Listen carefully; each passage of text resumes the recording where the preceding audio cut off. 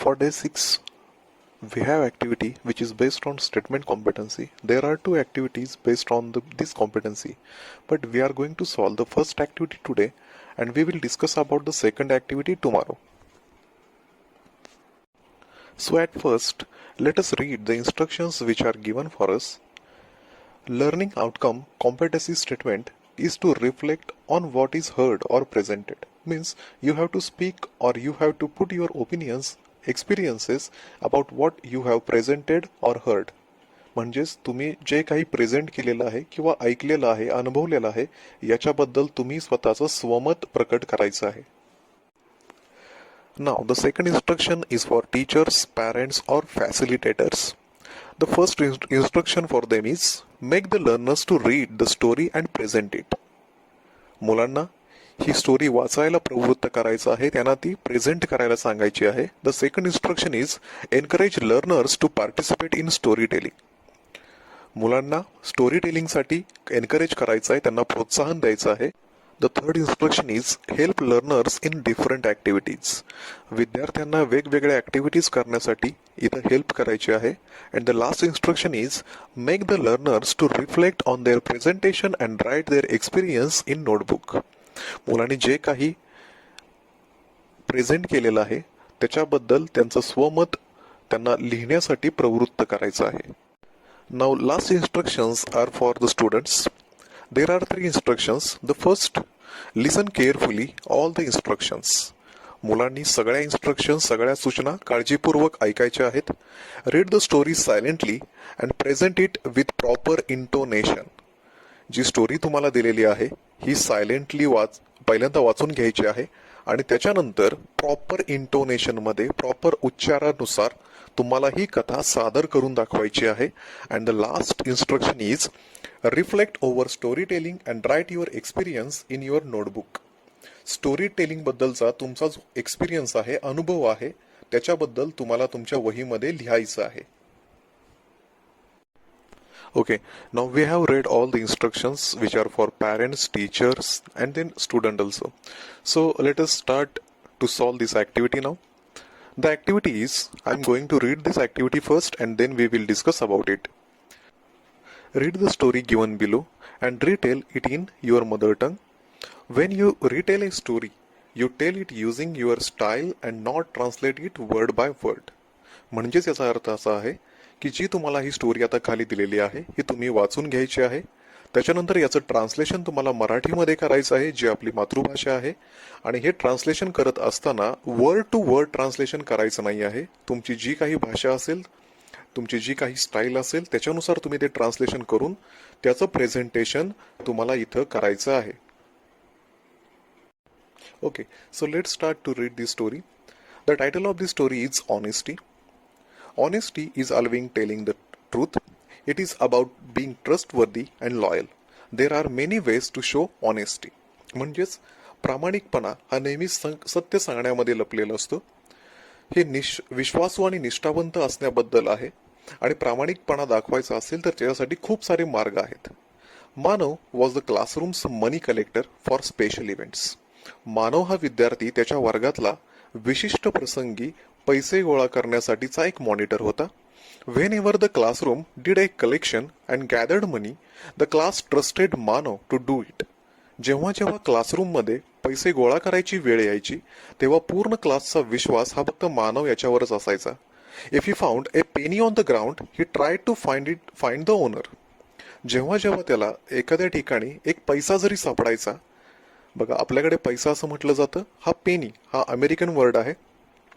जेव्हा त्याला एखादा पैसा जरी रस्त्यावर सापडायचा तेव्हा त्या पैशाचा मालक शोधायचा तो कायम प्रयत्न करत असायचा. He wouldn't take the cent that wasn't his. तो एकही पैसा त्याच्याजवळ ठेवत नव्हता जो त्याचा नव्हता. मानव वॉज व्हेरी ऑनेस्ट आणि म्हणून मानव हा खूप ऑनेस्ट होता, प्रामाणिक होता. आता सेकंड एक्झाम्पल एक दिले बघा. Meena always told the truth no matter what. She wouldn't even lie when an oppressor wanted her to lie about what she had seen her do. Meena सुद्धा एक अशी मुलगी होती जी कायम सत्य बोलत होती, मग परिस्थिती कशीही असो. अत्याचार करणारा माणूस जरी समोर असला आणि त्यानं जरी सांगितलं असलं खोटं बोलण्यासाठी, तरी सुद्धा ती अजिबात खोटं बोलत नव्हती. All of Mina's friends wouldn't let anything happen to her either. आणि मीनाचे फ्रेंड सुद्धा तिला कधीही संकट काळामध्ये एकटीला सोडत नव्हते. तिला ते काय. So now we have read this story and also I have told you the meaning of story in the Marathi. So let us solve the activities which are given here. The first activity is about storytelling experience. या ठिकाणी तुम्ही स्वतः मराठीमध्ये ही story सांगायची आहे आणि ही story सांगितल्यानंतर तुम्हाला कोणकोणते अनुभव आले आणि त्याच्यावर तुम्ही काय मार्ग काढणार आहात, कोणते प्रॉब्लेम्स तुम्ही फेस केले हे तुम्हाला इथं मेन्शन करायचं आहे. So let us discuss about this activity.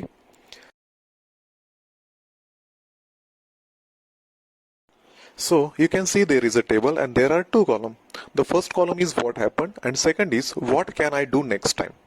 म्हणजे काय घडलं आणि याच्यामध्ये मी पुढच्या वेळेला कोणती सुधारणा करेन.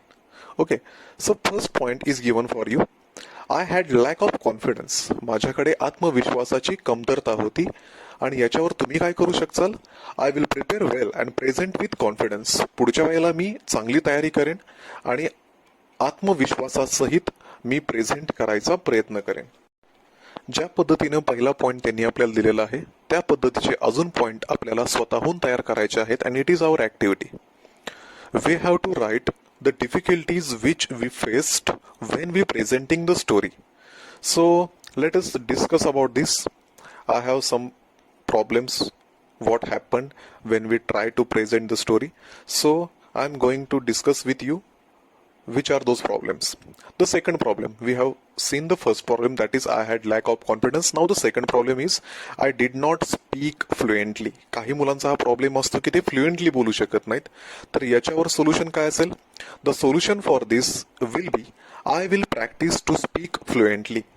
मी फ्लुएंटली बोलण्यासाठी प्रॅक्टिस करेन. Okay, now third point. आता थर्ड पॉइंट काय असू शकतो. The third point will be I had lack of vocabulary. माझ्याकडे शब्द भंडाराचा लॅक आहे, कमतरता आहे. आणि याचं सोल्युशन काय असेल. The solution for this will be I will read more words and try to improve my vocabulary. मी जास्तीत जास्त शब्द वाचायचा प्रयत्न करेन आणि माझी वोकॅबलरी समृद्ध करायचा प्रयत्न करेन. The fourth point will be I did not speak with proper intonation. मी प्रॉपर उच्चारानुसार बोलू शकत नाही आणि याच्यावर सोल्युशन काय असेल. I will practice more to speak with proper intonation. चांगल्या उच्चारासहित बोलण्यासाठी मी भरपूर प्रॅक्टिस करेन, सराव करेन. And the last point, I was speaking slowly. काहींचा हा प्रॉब्लेम असतो जेव्हा ते स्वतःचं स्वमत व्यक्त करत असतात तेव्हा खूप विचार करतात आणि यामुळे त्यांचं जे बोलणं असतं हे स्लोली होतं. मग याच्यावर काय उपाय करता येईल. I will try to speak with proper speed. सरावानुसार मी माझं स्पीड जे आहे बोलण्याचं ते प्रॉपर ठेवण्याचा प्रयत्न करेन. या ठिकाणी जे मी उत्तर घेतलेले आहेत किंवा जे पॉइंट घेतलेले आहेत तुम्ही सुद्धा तेच लिहावेत. असं अजिबात अभिप्रेत नाहीये. हे फक्त तुमच्या सरावासाठी, माहिती होण्यासाठी आणि ऍक्टिव्हिटी कशी सोडवायची यासाठी हे सांगण्यात आलेले आहेत. तुम्ही मात्र तुम्ही स्वतःचे पॉइंट या ठिकाणी घेऊ शकता. Okay, so let us discuss the next activity now. Now the next activity is about practice. I am going to read the activity first and then we will discuss about it.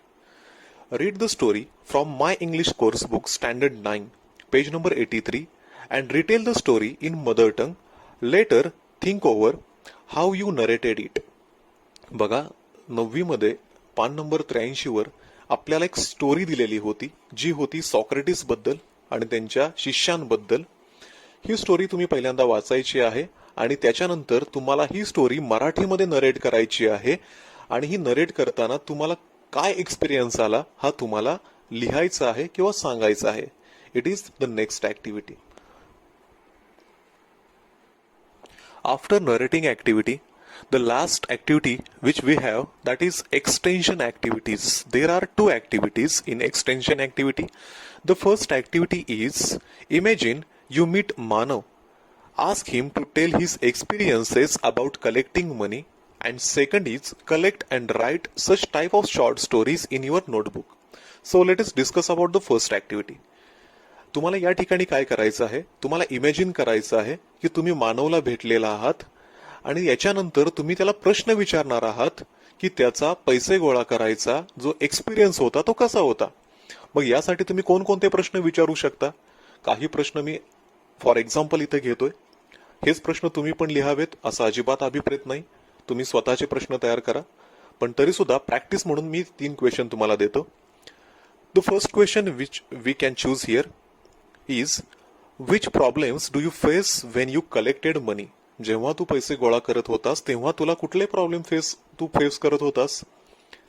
Then second question, how did you manage the record? पैसे गोळा करण्यासाठी जे record तयार करावं लागत होतं ते तू कसा मॅनेज करत होतास? आणि तिसरा प्रश्न मी घेऊ शकतो, did you take help from other students? पैसे गोळा करण्यासाठी तू दुसऱ्या मुलांकडून सुद्धा काही हेल्प घेत होतास का? ओके, यासारखे प्रश्न तुम्ही स्वतः सुद्धा तयार करायचे आहेत. आणि second activity is collect and write such type of short stories in your notebook. जी मानवची आणि मीनाची गोष्ट आपण पाहिली, यासारख्या स्टोरीज तुम्हाला शोधायच्या आहेत आणि या शोधून झाल्यानंतर तुम्हाला त्या तुमच्या नोटबुकमध्ये लिहून घ्यायच्या आहेत. या ठिकाणी आपण 6व्या दिवसासाठी ज्या काही ऍक्टिव्हिटीज होत्या त्या डिस्कस केलेल्या आहेत. इथून पुढे रोजच्या दिवसाप्रमाणे ऍक्टिव्हिटीज याच ग्रुपवर, याच चॅनलवर तुम्हाला टाकल्या जातील, व्हिडिओ शेअर केले जातील. त्यामुळे सगळ्यांना सूचना आहे की प्रत्येकाने हा चॅनल सबस्क्राईब करा आणि लाईक करा, जेणेकरून इथून पुढचे सगळे व्हिडिओ तुम्हाला पाहता येतील. थँक्यू.